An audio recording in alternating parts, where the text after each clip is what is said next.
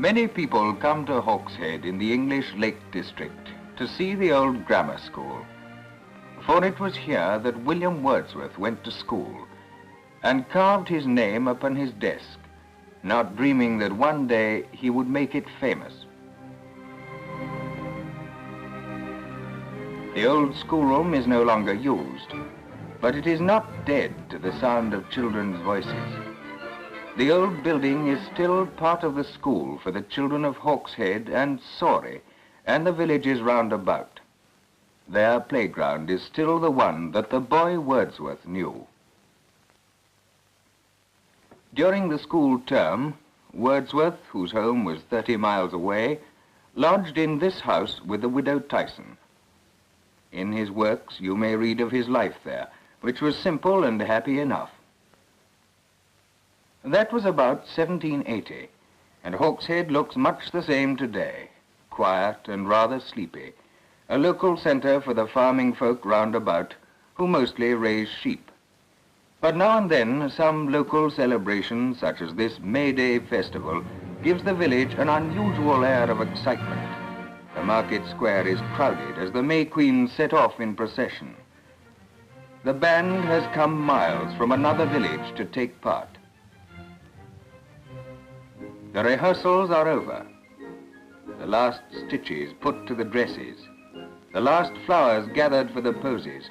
Everyone has lent a hand. Now they all press forward to the green outside the village to see the new queen crowned. And now the new queen approaches to receive her crown at the hands of the old. To mark in time-honored fashion the changing of the seasons and the coming of another summer.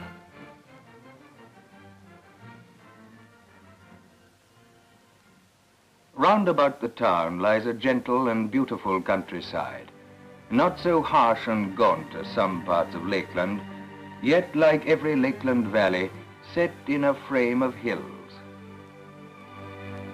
With a lake in the valley bottom, the lovely Esthwaite water. Here the young Wordsworth loved to roam among the fields both day and night, and by the waters all the summer long. Further afield, the boy and his friends climbed and fished in grander country. From Tarn House they could look north, clear into the heart of Lakeland, and see the great peaks lying shoulder to shoulder, while at their feet lay one of the most beautiful of the many tarns that lie in the secret folds of the hills. West and south, the view extends along the flanks of other great hills, which overlook the long stretch of Coniston Water. When pocket money was plentiful, the Hawkshead boys would often ride on hired horses down to Coniston itself. Once, when still only 14, Wordsworth watched the sun set behind Coniston and realized how powerfully his feelings were stirred by the forces of nature around him. On the other side of Hawkshead lies the village of Near Sorey, familiar in a way to thousands of children since Wordsworth's day, through the books of Beatrix Potter, who lived in the district and drew for her stories the scenes around her.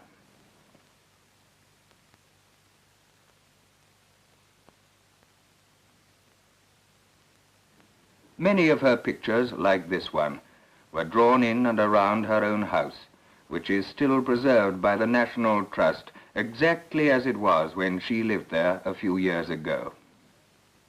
Beyond far Sorey lies Lake Windermere, where on half-holidays the Hawkshead boys would come to row races or fish in the lake. Often Wordsworth would walk alone beside the lake, listening to the sound of mountain streams far off, watching the beauty of woods and rocks and sky reflected in the calm water. Windermere is a long stretch of water, and from its head we can see a line of mountains not far off. If we go nearer, we shall come to the river Brathy, which flows into Lake Windermere. A little way upstream, the water tumbles over Skellig Force. Still further upstream is the quiet lake of Elterwater, where the river Brathy begins.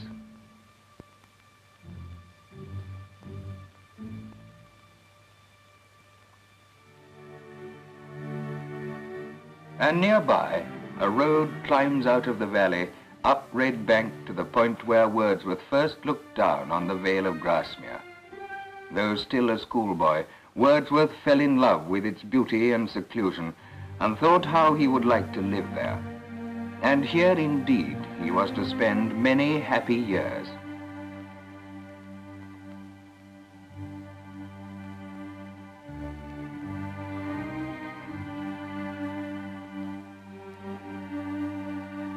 Today, thousands go each year to the Lake District to walk and climb amongst the fells and valleys. Yet the sense of remoteness and seclusion is not destroyed. It remains a world unto itself.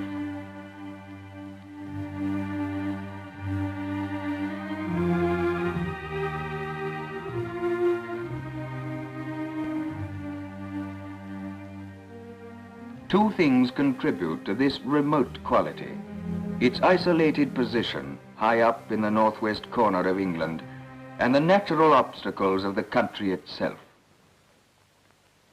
The white lines show the few roads that penetrate a tumbled mass of peaks made up of some of the oldest rocks in the world. Among these rocky peaks lie all the chief lakes of England.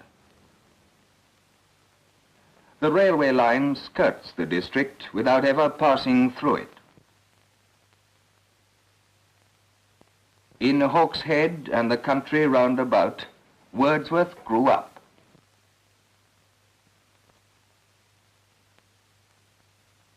After a few years in the great world outside, he came back to the heart of this little world, to Grasmere and to Rydal, to spend his life. Wordsworth and his sister Dorothy came to live in Grasmere in 1799. They took a house in the tiny hamlet of Town End. It was called Dove Cottage. Here Dorothy began a journal which tells us of their lives there.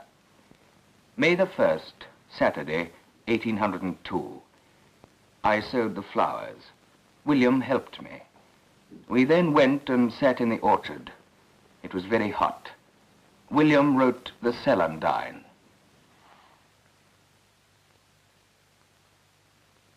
Little is changed here. Even the birds that Dorothy loved still come. I sat out of doors great part of the day, the little birds making love and pecking the blossom.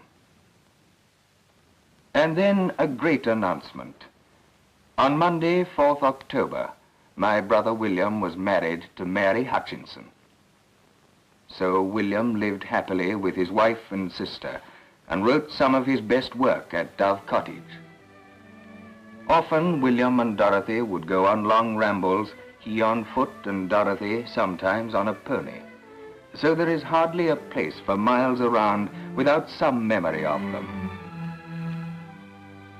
This is the spot Wordsworth christened Emma's Dell. It is in Easdale, not far from Grasmere. And this is the Wishing Gate on the road from Dove Cottage to Rydal. Dorothy often stopped here on her way to the post to lean on the moss-grown bar and admire the view. The places Wordsworth saw on his long walks inspired many poems.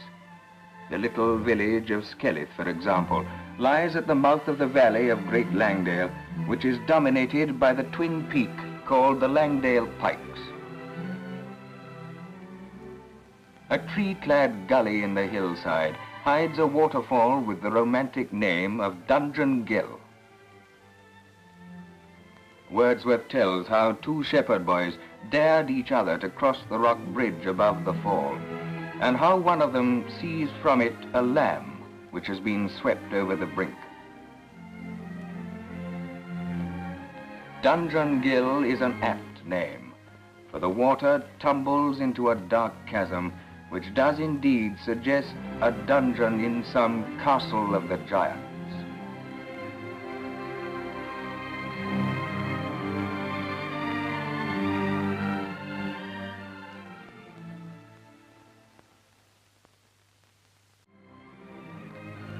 The way of life in these steep mountain valleys has not changed greatly since Wordsworth's day.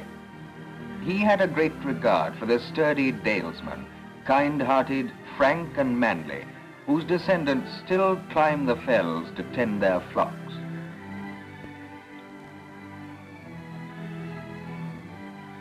Poems like Michael and The Cumberland Shepherd spring from his observations of the life of the shepherds.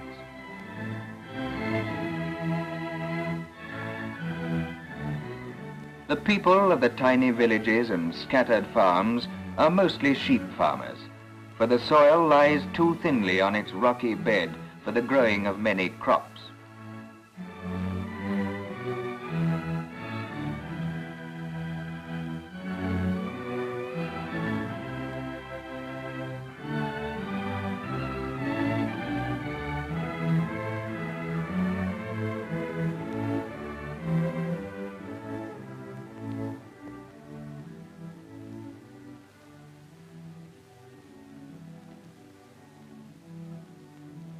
Wordsworth loved especially the tarns lying high up in the hills, often in wild and desolate surroundings. Such a place is Blee Tarn, where you may feel, as he did, the soul of lonely places. In this quiet valley, shut out from all the world, stands a solitary house which Wordsworth made the abode of the solitary, a character in his long poem, The Excursion.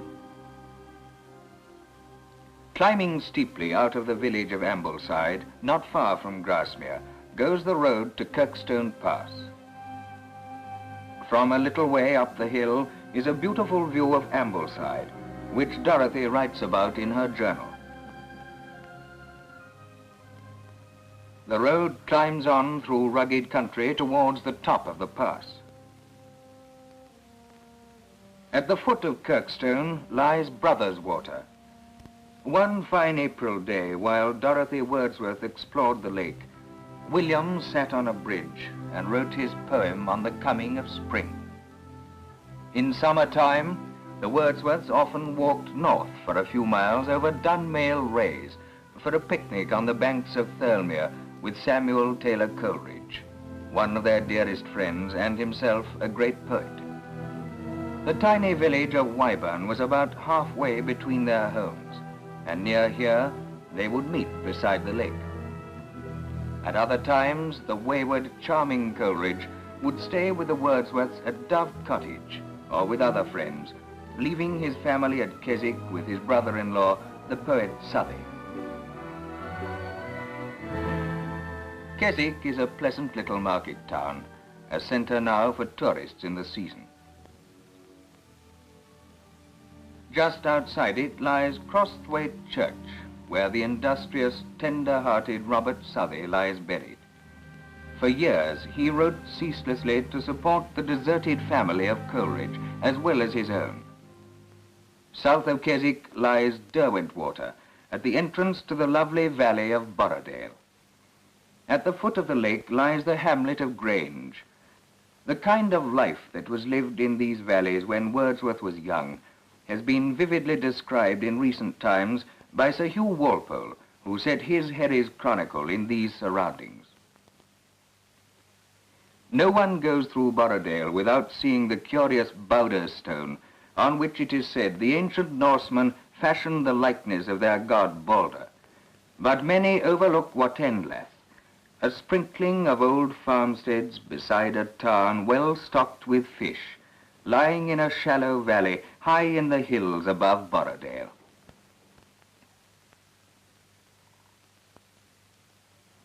Here Walpole set the scene of his novel, Judith Paris.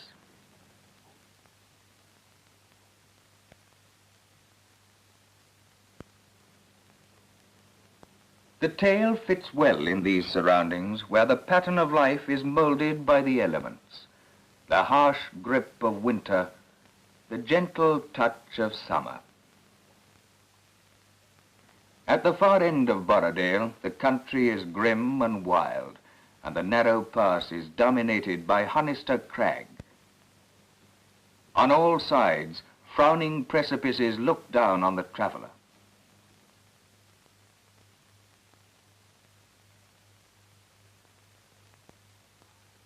A far cry this from the calm beauty of Grasmere. But Wordsworth knew every mood of this endlessly varied countryside and drew inspiration from it. All these scenes sank into his heart and held him like a dream.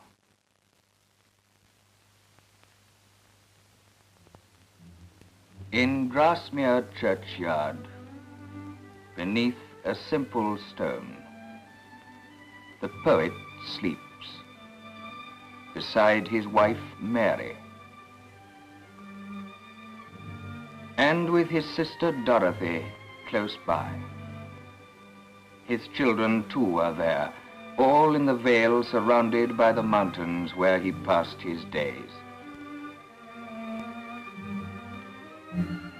Wordsworth wrote slowly and with much labor, but his spirit always drew new strength and happiness from the lakeland country that he loved.